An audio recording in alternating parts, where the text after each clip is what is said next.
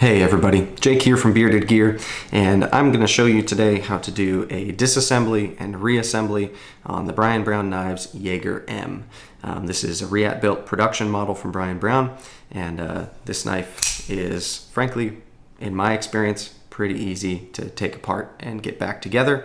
But I know that for some people who've done it less times than I have on folding knives, it can be a little bit intimidating. And so I'll show you exactly how this knife in particular comes apart, goes back together.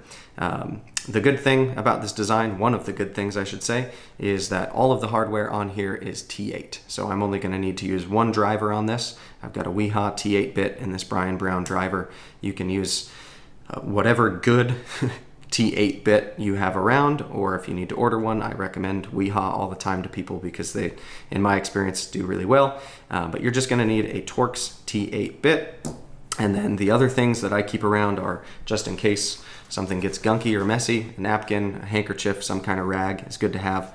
I like to use KPL, or there's other lubricants that work great as well. I've had good experience with quite a few, but KPL is what I've got on the desk and on hand right now. So I've got regular KPL and KPL heavy. If you're gonna just get one, I would say just get the normal. I use the KPL heavy just on the detent ball, whereas I use the regular KPL on the bearings and all that, which I feel is a little more important, and you could use it on the detent ball too, but I've got both, so we're gonna use both. Yeah, really not that intimidating of a disassembly. Once you see it come apart and go back together, hopefully it'll help you if you need to do this on your own as well. I do have a nice work mat here that I can work on, and I've got a little parts tray next to me that I can set things on so that I know exactly, well, what each part is, and then when I'm putting it back together, it's easier to kind of go back in order. All right, so the Yeager is one of my favorite knives, honestly, to work on because everything just fits really well. These Reatt builds are exceptionally easy in my opinion because they're very precise. So pivot screw came out nice and easy. We've got a pivot collar that goes next to / above around that. And then the rest of the hardware, we're gonna go ahead, we've got screws here on the show side. Those are the only two we're going to remove from the show side. Everything else is going to happen here on the lock side. I am not going to remove the lock bar insert. That's just something that I don't ever find has been necessary for me. If you do need to replace your lock bar insert, it's not that it's difficult to remove and get back in. It's just, why would I mess with the lockup when it's perfect? So I'm gonna leave that in. But it's a T8 screw there as well. Once the knife is apart, or this handle side is off, you could remove that very easily and install a new one or whatever you're gonna do with it. So let's go ahead and remove the clip next. I like to get the clip kind of out of the way before I'm dealing with body screws. Personally, you wouldn't have to do this if you don't want to. You could do the clip last, or heck, you could leave the clip on for all I care. But as a full disassembly, I'm gonna go ahead and pull the clip off as well. That's nice and easy. We've got the screws out there. Clip comes right off. Brian Brown does offer some replacement like clip and collar sets and stuff, so you may be doing this because you're just swapping a clip on. You can see how easy it was to take this clip off. It's going to be very easy to put it back on. We've got a machined pocket where that clip sits, so it just notches right in to the spot where it's meant to go, and it's stupid easy. All right, I'm going to put the clip and its screws in this one little pocket so I know that's all clip stuff. I've got the pivot over here on this end, and I'm going to go ahead and start removing some body screws. So we're going to take one screw at a time. One thing I'll recommend as well, if you are using a Torx driver, always make sure that you're using a Torx driver that has nice sharp bits, whether they're replaceable bits like this that you can slot into a driver, or if it's a fixed one like this. Make sure you're not using an old one that has gotten like dull or stripped, because sometimes if you're fighting with hardware and you're thinking it's the hardware's fault, I've seen quite a few cases where it's more about the person's driver and the driver not being sharp and like nice anymore. So something to watch out for. I'm gonna go ahead and remove these other two body screws from this side now. And those should both be free to fall. Did I get that all the way? That needs a little turn. All right, so body screw, body screw. One thing to notice, the body screws from the lock side of the knife are longer than the body screws from the show side of the knife. So I'm gonna make sure I set these on opposite sides. That way I know short screws go on the show side long screws go on the lock side. So I've got those not in a pile together because I want to make sure that they go in the right spot when I put the knife back together. So now this knife is ready to come apart. You can see it even just did a little pop apart here along the back spacer because it's really just being held together by the pivot barrel, which is still in there. Removing the back, this scale side, this lock side, I should say, very easy. You can see it just came right off of that. It was just resting on the back spacer and the pivot. So we are apart now, and this looks pretty cool, even when it's apart on its own. We've got internal milling happening here, nice deep pocket there, shallower pockets here because we're dealing with an inlay on this side. You have the lock bar insert, and you'll see there is our detent ball there. That's your ceramic detent. And against the titanium, we have a steel washer so that our bearings don't run a deep pocket into the titanium.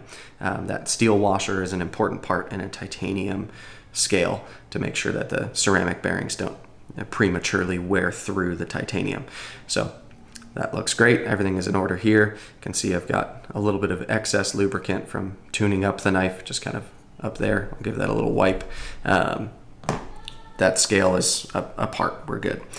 Now here, I'm going to go ahead and remove the blade. You'll see we've got bearings chilling right on the blade. These look like they're nylon caged ceramic bearings to me. So I'm going to go ahead and just take that off of there. From side to side, to me, these look identical. So I'm not going to worry about which way I put these back in because they don't have different sides. They're just the same from side to side. So bearing there. And you can see we've got that pocket that the bearings sit in. We've got this cutout here for the stop pin.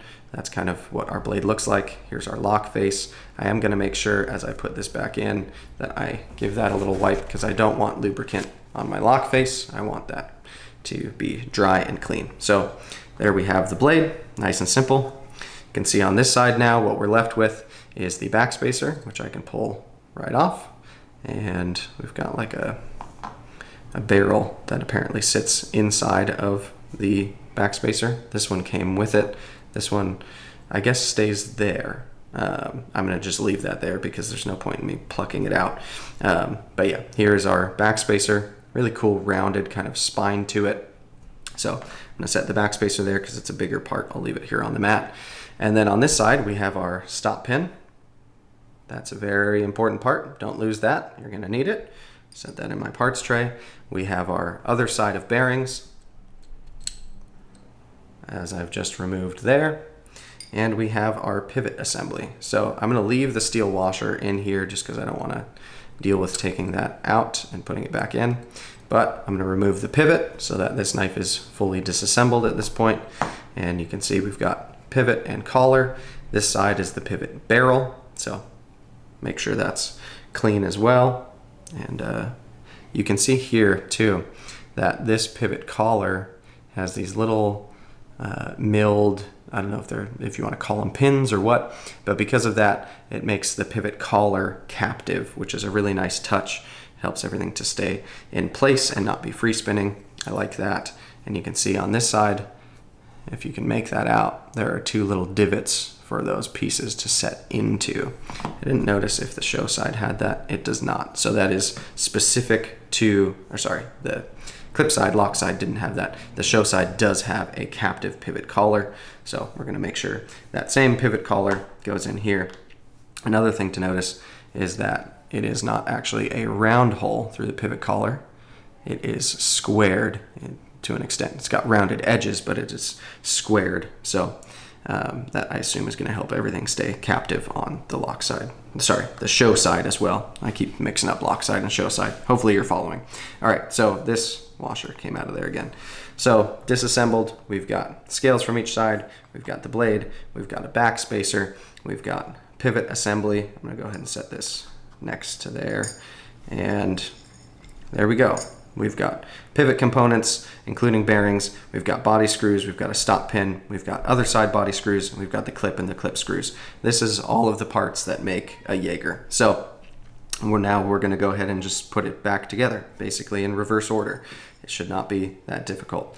I like to start not with the lock side. I like to end with the lock side. That's what I would recommend. So we're going to go ahead and take the show side of the knife.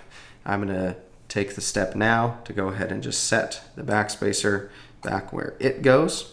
One thing that I like to do, kind of a hack of my own, is before proceeding from here, I'm gonna go ahead and I'm just gonna thread in one of these screws. Shouldn't really matter all that much which one I do, but let's do this guy. I'm gonna thread it just enough to hold the backspacer in place so that later it is not free floating. I'm not going to tighten that all the way down because I'm not making adjustments at this point. I'm just holding that in place. So I've taken one of the show side body screws, I've put it back in from there. Now we're going to go ahead and take this pivot collar. I'm going to line that up to where I felt it snap in. Those little, I don't know, divots made it up correctly with those protrusions. And I'm going to take the pivot barrel. Let's go ahead real quick and just make sure I've cleaned this off, that everything is nice and smooth on here. I don't want to be putting it back together with gunk on it. I want everything to be nice and clean. You can see I accidentally knocked down this steel washer. Does not seem like it wants to stay in very much right now, does it? So we're going to go ahead and hold that in place. Now it's set down on this flush surface. If I keep everything pressing down and I'm not pulling up on this piece, then everything should stay nice and lined up, which is going to make my job very easy in putting it back together. Now I'm going to go ahead, take a little bit of my KPL, just put some lubricant here, just a dot or two, nothing major, just enough to lubricate that, but I don't want to add more than I need to, frankly. Set the bearings for this side down, and then we are ready for almost the blade. First, we're going to do the stop pin. Set the stop pin right into its home, and we're going to lower the blade. You know what? I always forget to do this. I'm going to put a little KPL on this side of the bearings as well. Now I'm being very careful this whole way along as I add lubricant to not get any inside of that pivot barrel. Do not get it in the threads that go into the pivot because you do not want lube in there. You want that to be dry as a bone. You want your screw to stay in place in the pivot, and so you do not want to lubricate it. So I've got lube on the bearings. I've got this set back down. Now we're ready for me to lubricate a little bit on this side, here and here. Add these bearings, bada bing, bada boom, little lubricant on those. And then this is gonna work in, even though I'm just putting it in spots. As I start moving this knife around when it's back together, it's gonna move that lubricant around. So that's gonna be fine. Now we are going to take this lock side of the knife and we are going to line it up with the pivot and the stop pin so that it goes together there. We're gonna make sure it's also lining up with the backspacer, and everything is now being held in place by the pressure I'm holding down on it. So we're gonna take this pivot collar and this pivot screw, and we're gonna go ahead and make it so that it is held in place, not by the pressure I'm putting with my hand, but it is actually held in place by hardware. Once I do this, perfect, so that I'm not tightening down to the point where I'm tightening the pivot, I'm just making it all get held together. Now I'm gonna take this final body screw. I'm gonna do the same thing back here so that the tail end of the knife is being held together. Make sure I'm threading correctly. There we go. That's being held together. So now my knife is held together. Great. From there, I can go ahead and add the rest of the hardware. So I'm gonna do this other body screw. Again, I'm not tightening anything down yet. I will in a moment, but right now I'm just getting it to where it is assembled. I don't need to be tuning at this point while the knife is still laid down flat. That would be kind of backwards in my opinion. I'm gonna go ahead and take this body screw now. That's the final body screw, unless you count clip screws. And everything is together. So from here, let's go ahead and see how centered we are. And we're not. So that tells me that my pivot is not tightened down all the way, which I know because I didn't tighten it down all the way. So I'm gonna go ahead and from this side, go ahead and tighten the pivot.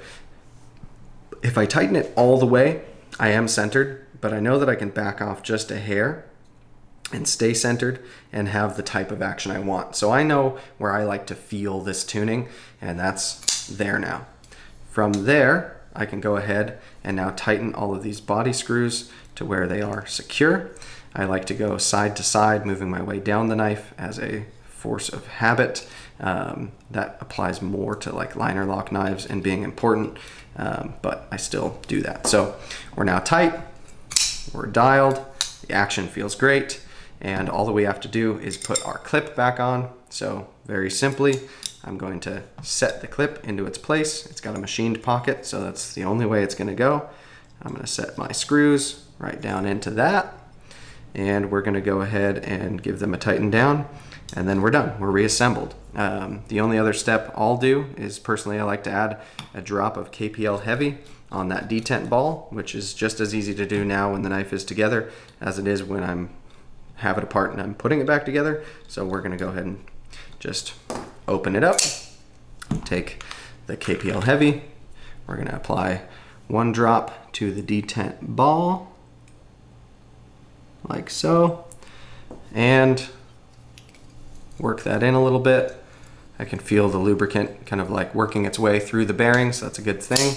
And bada bing, bada boom, we are back together, assembled and tuned and ready to rock. So if you need to disassemble and do something to your Yeager and then reassemble it, hopefully this has been helpful for you in that. It's really an easy to disassemble and reassemble knife in the sense that the tolerances are tight and it is held together in appropriate ways, so it just fits, and it's a good design when it fits. So that is my Yeager-M. That's the disassembly and reassembly. If you have a flipper model, it's going to be the same, regardless of whether there are inlays or not. Should be the same.